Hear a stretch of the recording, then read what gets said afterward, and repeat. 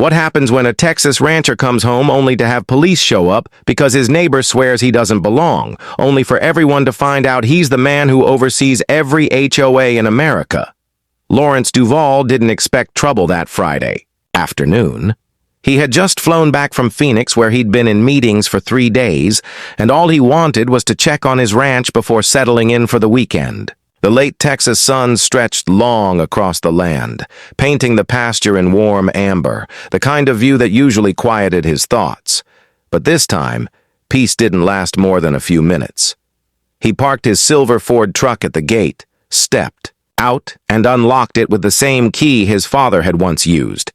The land had been in his family for over half a century, a piece of history passed down through sweat and hard work. Every wooden fence post had a story. Every trail cut through the pasture carried a memory, but the neighborhood around it was different now. Over the last decade, developers had carved up parcels of the surrounding land, building neat homes and manicured lawns that rubbed shoulders with the ranch. A gated subdivision had sprung up around the very edges of his family's property, and with it new neighbors, people who barely looked at him, let alone greeted him. That didn't bother Lawrence much. He'd spent years running boardrooms and handling conflicts that would rattle most folks. Neighbors keeping their distance wasn't worth losing sleep over. But that afternoon, as he swung the gate open and drove through, one pair of eyes followed him closely from across the cul-de-sac. A woman paused mid-step with her dog. She was in her early 60s, her sharp bob cut and pressed khakis giving off the air of someone who thought rules were her second language. Janice Kettering. She stared as Lawrence's truck disappeared behind the gate. Her lips tightened, her grip on the leash stiffened, and then with a huff she pulled her phone out. Inside the truck, Lawrence rolled down his window to take in the familiar smell of hay and cedar. He smiled faintly, thinking of how his father used to say this land doesn't just feed cattle, it feeds the soul. Lawrence had repeated that line many times to friends who didn't quite understand why he stayed rooted here despite his national responsibilities. He wasn't just the owner of this ranch, he was the newly appointed executive director overseeing homeowner associations nationwide, a man who dealt with power struggles and community disputes every single day. What he didn't know yet was that his neighbor was about to mistake him for an intruder. On the other side of the fence, Janice pressed the phone against her cheek. "Yes, this is Janice Kettering. I'm reporting a suspicious vehicle. A man just drove onto the ranch at the end of Willow Point Drive. I don't think he belongs there." She lowered her voice and added, "He doesn't look like the type who owns land here." The dispatcher asked for details. Janice's voice sharpened as she described his truck, his jacket, even his posture. She didn't know his name, his history, or the fact that he had signed the subdivision's HOA approval paperwork years earlier. All she knew was what she assumed. Meanwhile, Lawrence parked beside the barn. He stretched his arms, listening to the familiar creak of the wood as he opened the old barn door. Dust floated in the slanting sunlight, the air heavy with the scent of leather and hay. He pulled off his jacket, hung it on a nail, and started checking on the stalls. 2 horses nudged their heads over the rails, and he patted their foreheads, whispering greetings like he always did. The phone in his pocket buzzed with an email notification, but he ignored it. For the first time that week, he wasn't thinking about board meetings, bylaws, or complaints from across the country.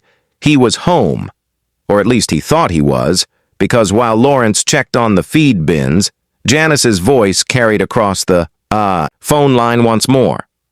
"Yes, please send someone quickly. This doesn't feel right at all." Within 20 minutes, 2 patrol cars rolled slowly down the street. The lights flickered in the fading daylight, bouncing off the subdivision's pristine windows. Children riding scooters stopped to stare. Curtains shifted in living rooms. The scene was being set not just for an ordinary welfare check, but for something that would leave everyone in that subdivision rethinking the way they judged the man at the gate. But the real tension wouldn't begin until those flashing lights spilled across Lawrence's land. The officers had already been briefed by dispatch before they reached the ranch. The call they received was vague but heavy with implication. Suspicious man on private property. Possible trespasser. It was the kind of description that in practice could mean just about anything, but in neighborhoods like this, vague suspicions carried weight. Inside her living room, Janice Kettering stayed glued to the window, her phone still in hand. She had already called her husband to let him know she was handling a situation. He told her not to get involved, but Janice had never been the type to stand back when she felt something needed addressing. To her, rules were the backbone of civilized living, and in her mind, this man driving an older Ford truck through the gated entry wasn't following the rules. She muttered to herself as she watched the patrol cars ease up to the gate. I knew it. No one like that belongs here, not with trucks like that, not with, well, you can just tell. Her dog tilted its head, confused by the rising tension in her voice. Out on the property, Lawrence leaned against the barn wall, taking a moment to catch his breath. He had just finished checking the locks and water troughs when the faint reflection of red and blue lights caught his eye. He frowned, stepping out into the open. His first thought wasn't trouble. Sometimes emergency vehicles drove through to cut across to the service road. But when he noticed both cars slowing right at his gate, a knot formed in his chest. He reached for his phone instinctively, but stopped. He had nothing to hide. This was his land, his home. His name had been on the deed longer than most of the subdivision had even existed. One officer, a younger man with a buzz cut, spoke into his radio before opening the door. The other, older and broader in frame, scanned the property with the kind of practiced caution that suggested he expected resistance. They didn't storm the property, but the presence of 2 patrol cars at the gate was already enough to draw attention. Neighbors began drifting out onto porches, phones appeared in hands, conversations dropped to whispers, and in the middle of it all, Janice positioned herself at the end of her driveway like a self-appointed witness. The younger officer approached. First. "Sir," he called out, voice steady but commanding. "Mind telling us what you're doing on this property?" Lawrence blinked, caught off guard. "What I'm doing? This is my land. I just got back today. Is there a problem?" The officer exchanged a glance with his partner. "We got a call from a neighbor saying someone might be trespassing. Just doing our job, sir. Can we see some ID?" Before Lawrence could answer, Janice raised her voice from across the fence. "Officers, I told you. I've lived here 15 years. I've never seen this man once. He doesn't belong here." Her words carried across the quiet street, sharp and unrelenting. The officers didn't turn to silence her, but the weight of her accusation pressed in. Lawrence straightened his shoulders. He wasn't going to raise his voice, not yet, but he wasn't going to shrink either. "Look," he said evenly, pulling his wallet from his back pocket. "My name is Lawrence Duval, been the owner of this ranch since my father passed. You can check county records if you like. I've got my driver's license and ownership documents." "Right here." He held out the ID, calm but firm. The older officer stepped forward to examine it, his expression unreadable. He took his time as if weighing more than just the plastic card in his hand. Janice scoffed loudly, folding her arms. "Papers can be faked. You can't just take someone's word for it." That stung more than she realized. Lawrence clenched his jaw, his eyes steady on the woman. "Ma'am, you don't know me, you don't know my family, but you're willing to stand there and say I don't belong on land that's been ours for 50 years. Tell me, what exactly do you think someone who belongs looks like?" For the first time, Janice faltered. Her mouth opened then shut, her rehearsed confidence slipping. The officers too seemed to pause. The younger one shifted awkwardly, lowering his radio slightly. Lawrence didn't press the silence further. He didn't need to. The words had landed where they needed to. Still, the tension hung in the air like a rope pulled too tight, waiting to snap. But if Janice thought the matter would end with a simple eye check, she was about to learn the situation was far bigger than she imagined.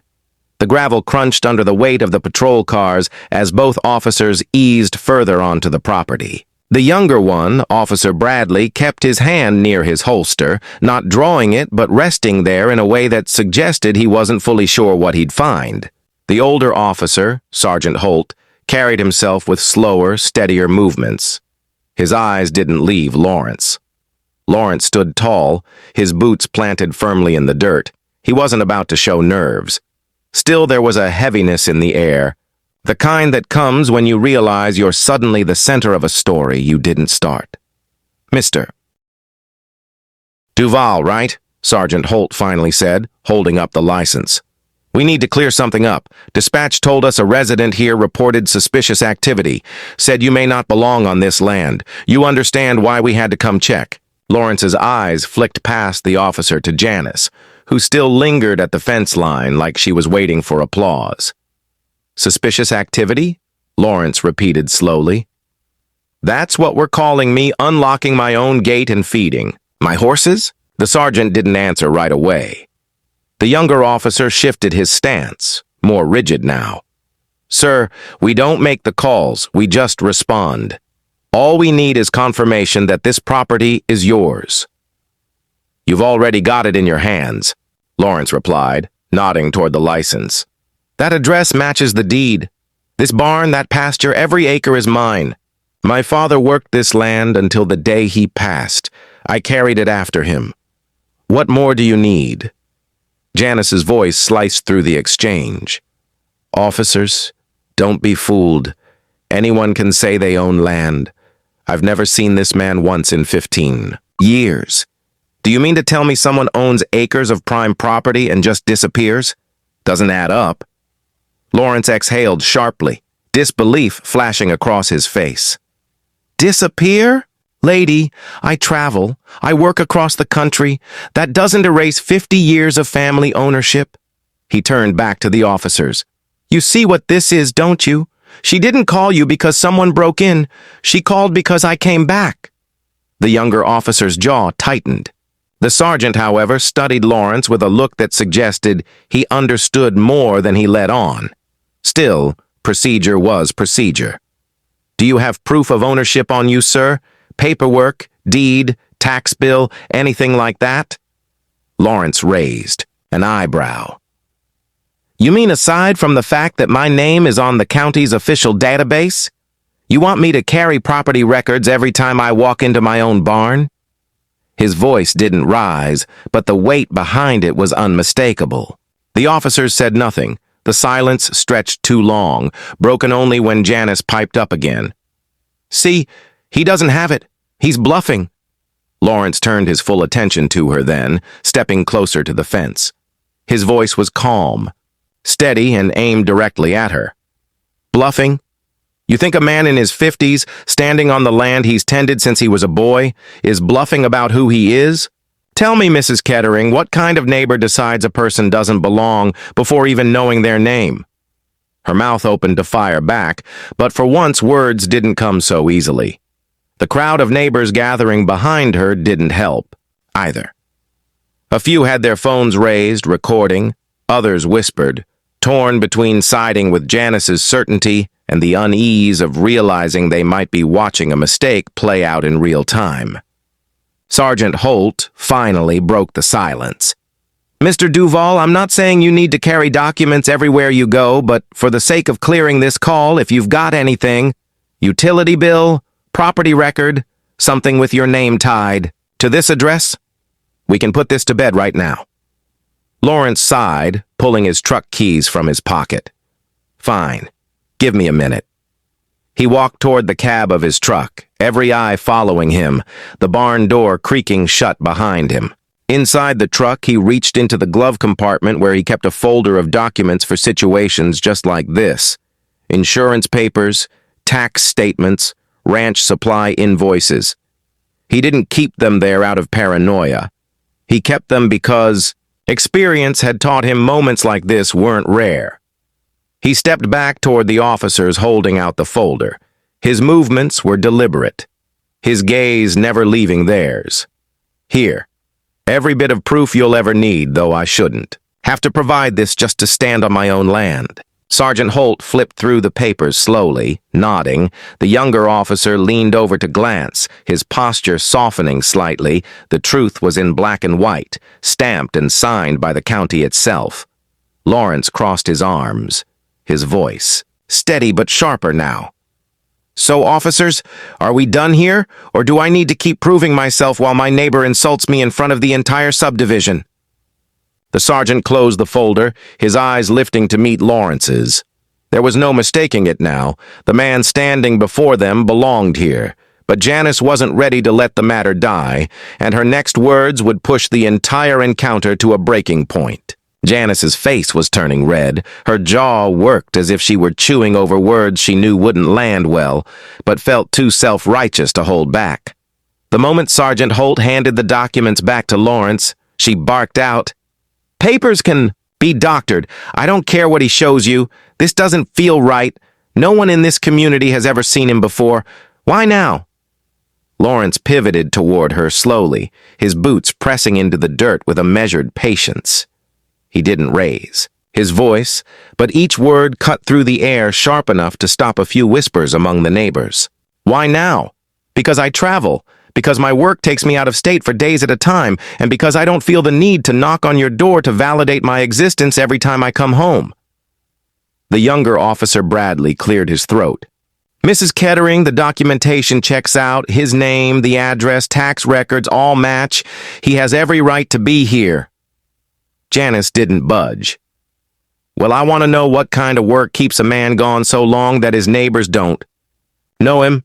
He says he owns this ranch, fine. But who really knows? What's he hiding?" Lawrence's eyes narrowed.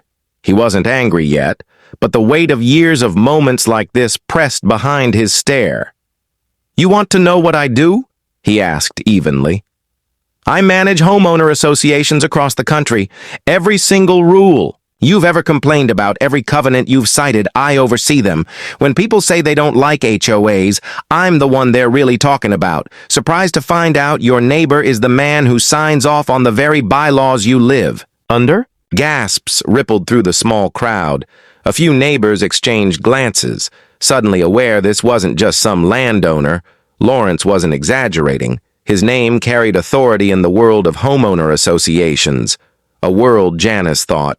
She ruled with her clipboard and stern voice at every local meeting. Janice blinked, stunned for a moment, but quickly recovered. "You expect us to believe that? If you were really in charge, you'd have introduced yourself at the HOA meetings. People with that kind of authority don't stay invisible." Lawrence gave a humorless laugh. "Invisible, that's what you call it? Or is it easier for you to assume someone doesn't belong rather than ask who they are? I didn't attend the meetings because this is my home. Not my stage, I don't owe anyone. In this subdivision, a performance to justify my name on that deed." The silence that followed was heavy. Even Officer Bradley shifted uncomfortably. For the first time, Janice looked less confident, but her pride wouldn't let her back down. "Officers," she pressed, "you should run his ID anyway. Make sure he doesn't have priors. If he's telling the truth, then it shouldn't matter. If he's hiding something—" Lawrence cut her off, his voice still calm, but edged with steel. "Now you want to dig into my record? You think because you don't recognize the man who owns the ranch, he must be a criminal? Tell me, Mrs. Kettering, do you make every stranger who moves into this subdivision hand over their entire life story, or just the ones you think don't look the part?" The neighbors murmured. A man from across the street whispered something too. His wife and she shook her head, tugging him back toward their door. Others stayed, their phones still up, capturing every moment. Sergeant Holt finally spoke, his tone steady but pointed. "That's enough, Mrs. Kettering. We've confirmed Mr. Duval's ownership. There's no cause to continue pressing. The call was for suspected trespassing, not to put his life under a microscope." Janice's face twisted with disbelief. "So you're just going to let him waltz around with no accountability? That's how rules get broken." Lawrence looked at her, then at the officers, then back at the neighbors watching in silence. "Rules don't get broken because someone came home to their own land. Rules break when people weaponize them to keep others out, and let me remind you, I know more about rules than anyone standing here tonight." The crowd reacted again, this time with less shock and more recognition. Some nodded faintly, realizing how badly Janice's accusations were backfiring. Sergeant Holt handed Lawrence back the folder of documents. "Mr. Duval, we appreciate your patience. From what I see here, you're clear. There's no legal issue. Lawrence took the folder, his voice lower now but steady. There never was a legal issue. The issue was a neighbor who decided her suspicion mattered more than my ownership.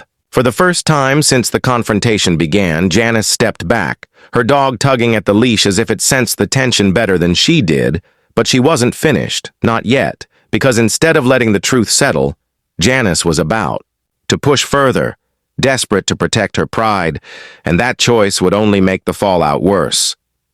Janice's stubbornness was like a wall nobody could climb. Even as Sergeant Holt tried to wrap things up, she stepped forward, yanking her dog back when it resisted. Her voice carried across the yard, clear enough for every neighbor lingering nearby to hear. "This isn't about me being unreasonable," she snapped. "This is about protecting our neighborhood. We've worked hard to keep standards here and now. Someone walks in after years away claiming ownership and expects us to just accept it? No, that's not how it works." Lawrence closed the folder of documents in his hand and rested it against his side. He had learned in boardrooms and public hearings that sometimes silence had more power than words. He let her talk. He let her dig her own, trench deeper with every sentence. The younger officer Bradley shifted on his feet, visibly uncomfortable. "Mrs. Kettering, like the sergeant said, this matter is closed. His paperwork is legitimate. He's not trespassing. We can't treat him like a suspect just because you don't like the way things look." Janice's head whipped toward him, indignant. "Excuse me? I'm the one who called. I'm the one who took responsibility when no one else would, and now you're dismissing me?" Her tone was so sharp that a few neighbors visibly cringed. One man muttered under his breath, "She's digging a hole she can't climb out of." Lawrence finally spoke, his voice calm, almost too calm. "Mrs. Kettering, let me ask you something. When was the last time you walked this property? The last time you cared for the pasture or checked on the barn or fed the horses inside it?" She blinked at him, caught off guard. "That's not my responsibility." "Exactly," Lawrence said, stepping forward. "It's mine, always has been. And yet you stand here trying to strip me of something you never built, never maintained, never owned. What gives you the right to demand I prove myself on land that's carried my family's name for half a century?" The crowd shifted again. The murmurs were no longer against Lawrence. They were turning on Janice. Some neighbors crossed their arms, their faces hard with disapproval. Others whispered openly about how far she was taking things. Sergeant Holt raised a hand. "All right, let's de-escalate, Mrs. Kettering. You filed a report, we investigated, and we found no crime. That's where this ends." But Janice wasn't ready to stop. She jabbed a finger toward Lawrence. "If you really are who you say you are, then prove it. Tell us why we've never seen you. Tell us where you've been. Tell us why you think you can just stroll back into this community like you're above the rest of us." Lawrence's shoulders straightened. The sergeant sighed under his breath. But Lawrence spoke before anyone could cut him off. "You want to know where I've been?" he said, his voice louder now, carrying across the subdivision.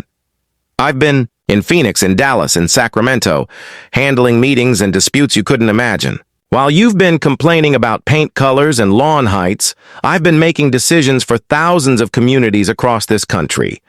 I don't just live under HOA rules, I write them. I don't just attend meetings. I lead the national organization that governs them." The silence that followed was electric. Phones recording in the crowd zoomed in. The weight of his words sank in like heavy rain. Janice's mouth opened, but for the first time nothing came out. She looked around as if expecting someone, anyone, to back her up.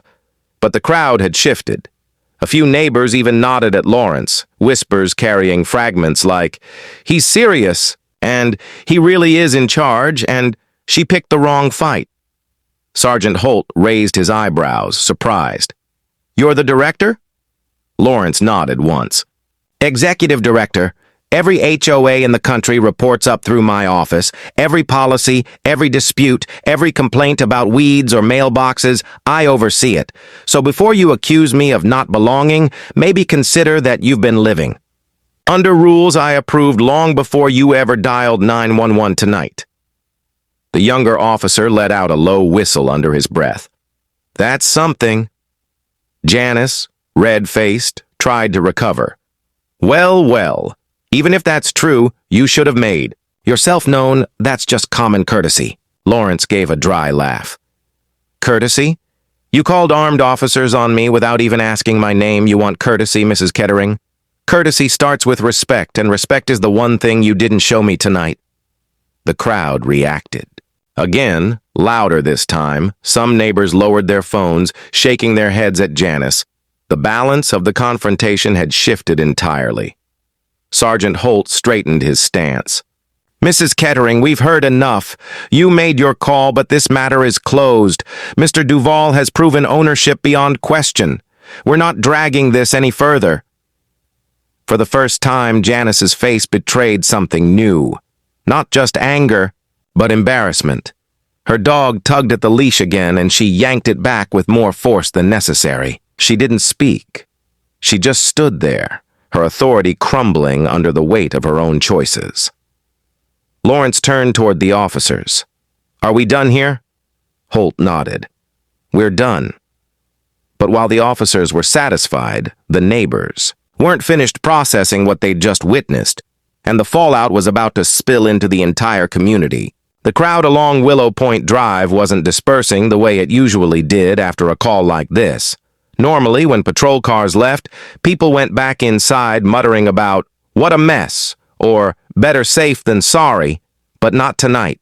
The neighbors lingered, caught between fascination and discomfort. Phones were still pointed, recording what was left of the standoff.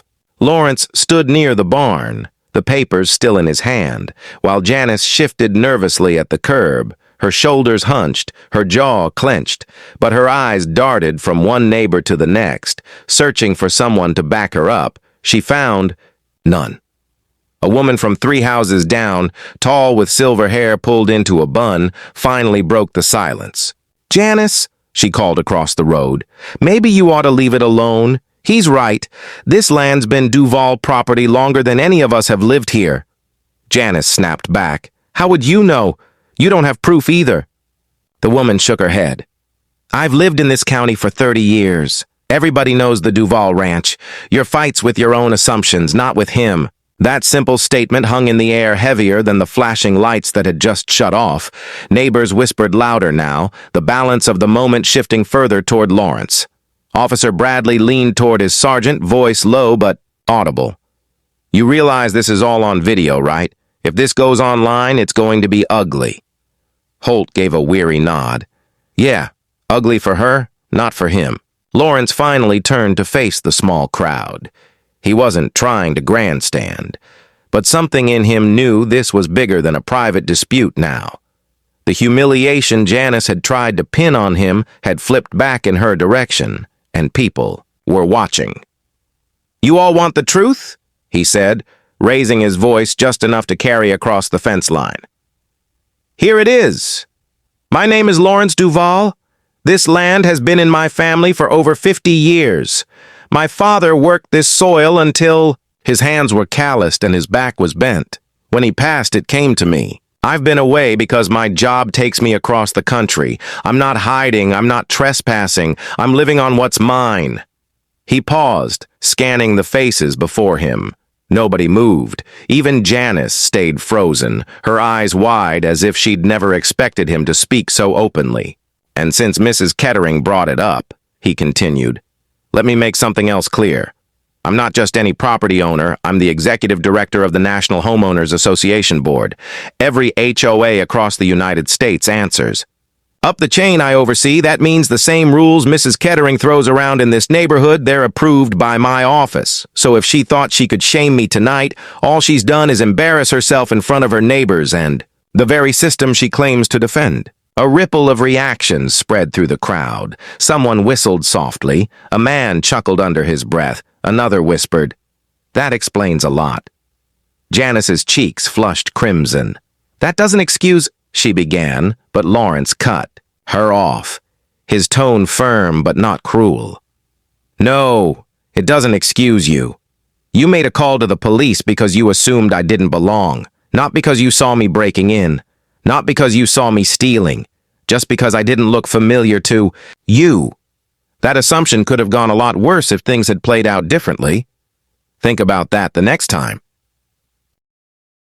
You feel entitled to decide who does and doesn't belong, and the silence that followed was so heavy that even the evening cicadas seemed to fade. The crowd wasn't just watching anymore, they were judging, and this time their judgment wasn't aimed at Lawrence. Sergeant Holt shifted his weight, clearly ready to put the situation to rest. "Mr. Duval," he said respectfully, "everything checks out. We'll file the report as cleared.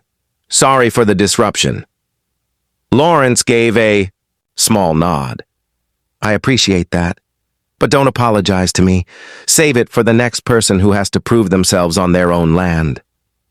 Bradley looked down, shame flickering across his young face. Holt gave a slow nod of agreement. Janice, though, couldn't stand the silence anymore. She blurted, Well, I was just being cautious. Somebody has to look out for this neighborhood." Lawrence's reply came like a steady hammer hitting steel. "Looking out for your neighborhood is one thing. Targeting people you don't recognize is another. There's a line, and you crossed it. The only person who needed protection tonight was me, from your accusations." The woman with the silver bun stepped forward from the crowd. "He's right, Janice. You owe him an apology." Janice stiffened, her lips pressed tight. She didn't say it. She couldn't. Pride locked the words in her throat. Tugging her dog, she muttered something under her breath and stepped back toward her porch. Neighbors parted slightly as she passed, no longer rallying behind her but watching her retreat with quiet disapproval. Lawrence watched her go, then turned back toward the barn. His voice was lower now, directed more toward himself than anyone else. All this for coming home. But the night wasn't over, because the neighbors who had witnessed everything weren't about to let the incident fade quietly into memory. As the officers began heading back toward their patrol cars, the energy in the neighborhood didn't settle. It thickened. People weren't going inside. They weren't ready to close their blinds and pretend they hadn't seen what just happened. They wanted answers, maybe even a confrontation, but this time not aimed at Lawrence. A couple from across the street, Robert and Melinda Hayes, were among the first to step closer. Robert, a man in his late 50s with a baseball cap tugged low, spoke carefully. "Mr. Duval, Lawrence, I'll be honest. I didn't know you were the one who owned this ranch. I just knew it was part of the old Duval land. My father used to talk about how your family raised cattle out here back in the day." Lawrence nodded once, his tone even. "That's right. My father started it when he came back from Vietnam, kept it running through droughts, floods, and just about everything else. I've done my best to keep it going." Melinda, arms crossed, glanced toward Janice's porch. "I think most of us owe you an apology. Maybe not with the words she used, but with silence.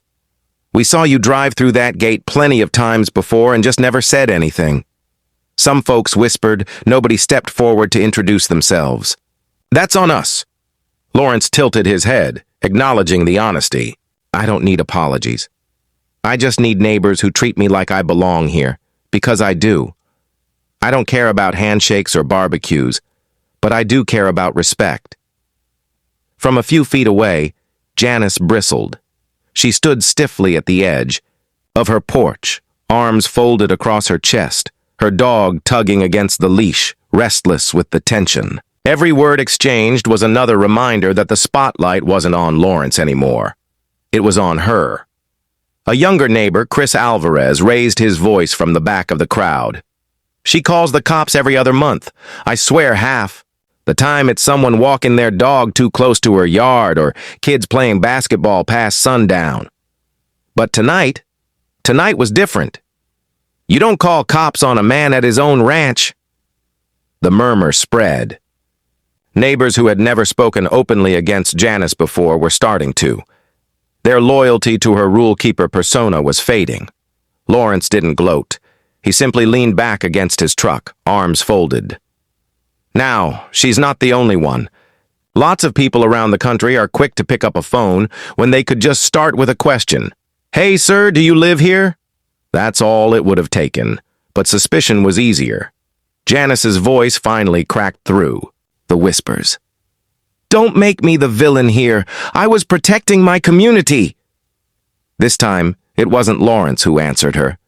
It was Robert Hayes. He pulled off his cap, ran a hand through his graying hair, and said bluntly, protecting your community doesn't mean humiliating someone. You embarrassed all of us tonight, Janice. Not him, us. Because the truth is, you didn't protect anything. You just exposed your own bias. The silver-haired woman from earlier chimed in, her voice louder than before. And let's be honest, if it had been someone you knew, you never would have called. This wasn't about safety. It was about judgment. The word stung more than any accusation Lawrence could have made himself. Janice's face went pale beneath the porch light. Her lips parted as if she had a rebuttal ready, but nothing came out. The officers, now standing by their cars, watched with quiet interest. Sergeant Holt muttered under his breath to Bradley, Community's policing itself now. They don't need us. Bradley smirked. About time. Lawrence looked at the crowd again, his voice steady but carrying the weight of the moment. I'm not here to make enemies. I've got enough. Of those in my line of work. I came back to tend to my ranch, just like I've always done. You all don't have to like me. But I won't tolerate being treated like a stranger on my own land. That ends tonight. The group was silent. Not because they disagreed, but because his words rang with something undeniable.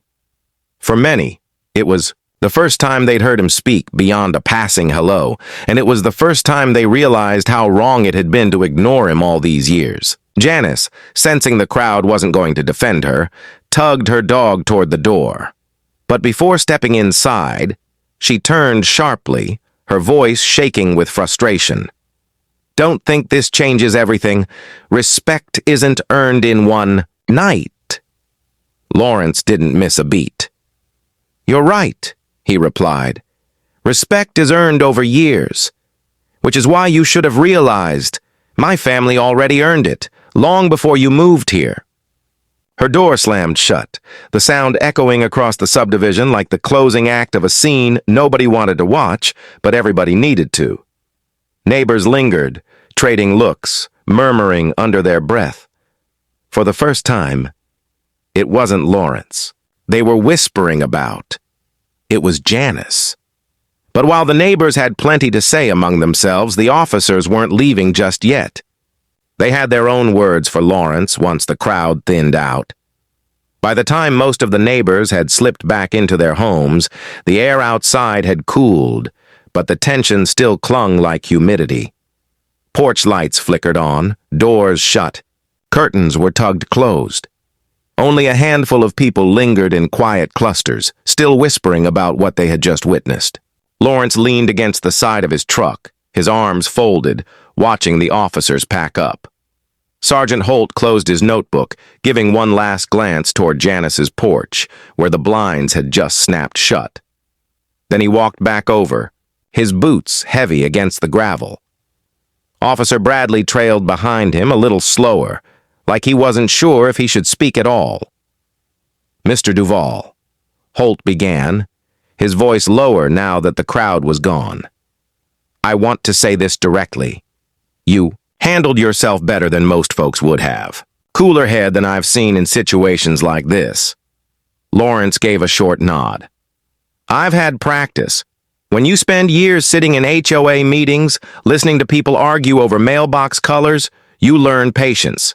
This wasn't my first time being accused of not belonging, just the latest.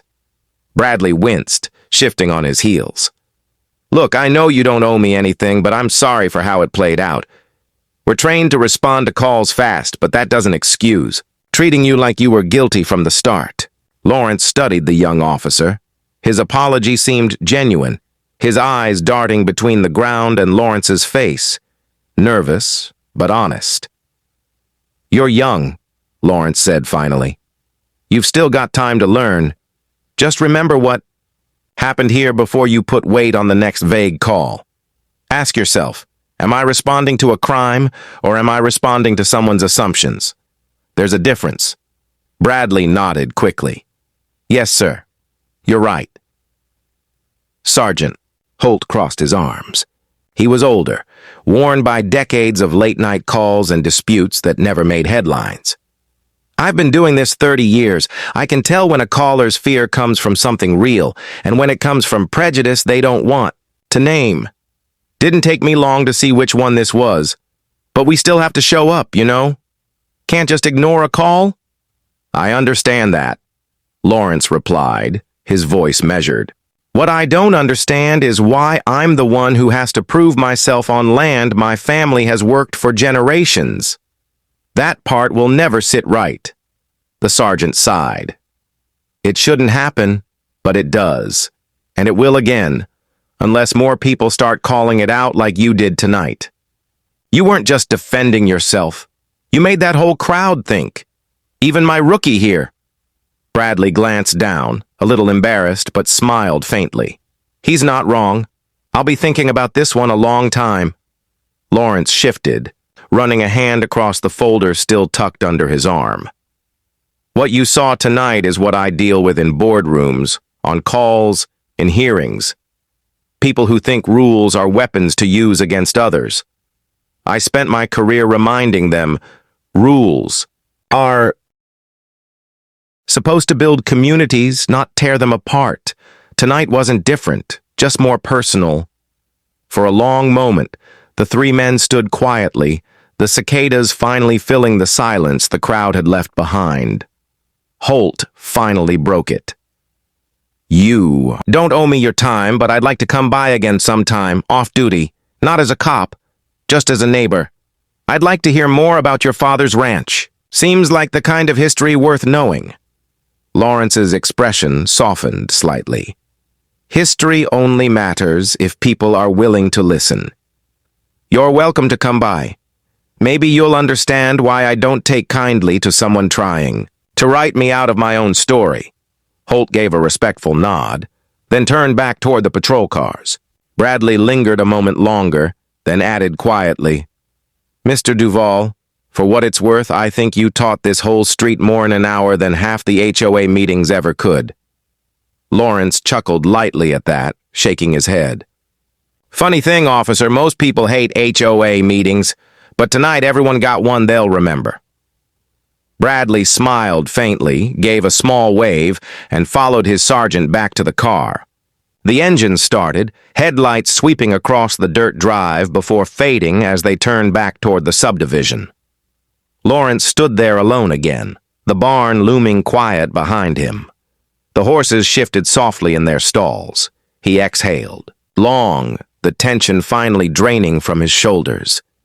He'd handled the storm, but he knew this wasn't the end of it.